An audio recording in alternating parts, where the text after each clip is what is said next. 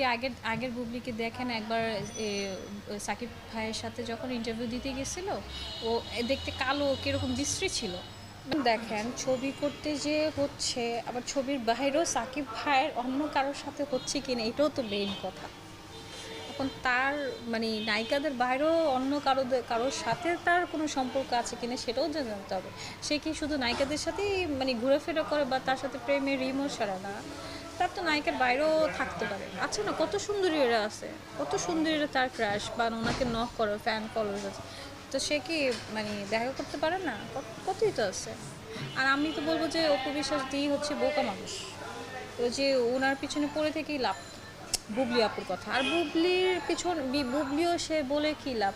বুবলি তো জেনে শুনেই তার কাছে গেছে, তাই না? এখন সে যদি অপুর রাগ ক্ষোভ থাকতেই পারে, বলতেই পারে, কিন্তু বুবলির উচিত না যে সে তার ফ্যামিলি, এমনকি তো আমি দেখলাম তার বোন সহকারে তাদেরকে কথা বলে, কথা শোনে, তো শুনতে হবে। এখন দেখেন যে শুনেন, একজনেরটা দেখে সে গেছে, আবার সেও বাসটাকে আরেকজনের পড়ে আছে। দরকার ছিল কি তুমি ক্যারিয়ার ডেভেলপ করতাম। হ্যাঁ, বাট আই ডোন্ট নো, আমি জানি না ওদের ফ্যামিলি কিভাবে মানে হচ্ছে, ওদের ফ্যামিলি কিভাবে সাপোর্ট করে। আল্লাহ যদি ওনার ফ্যামিলিদের মধ্যে যদি আমার ফ্যামিলি যদি সাপোর্ট দিত, আজকে বুঝি আমি বুঝি সিনেমা সাকিব খানের নায়িকা অবশ্যই হইতাম। কারণ আমার তো আল্লাহর রহমতে আমি জানি আমার কোয়ালিটি আছে।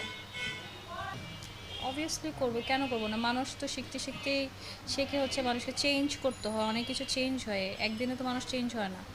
হ্যাঁ, আজকে বুবলি আগের আগের বুবলিকে দেখেন একবার সাকিব ভাইয়ের সাথে যখন ইন্টারভিউ দিতে গেছিল, ও দেখতে কালো কীরকম বিশ্রী ছিল।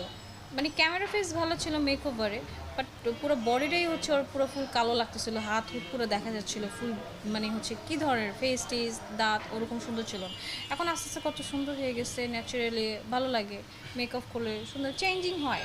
সো মিডিয়াতে তো হচ্ছে ওই যে অনেক আহামরি সুন্দরী হইতে হবে এমনও কেউ না। আর মিডিয়াতে কোনো নায়িকা ওরকম আহামরিও কোনো সুন্দরী না। It's depends.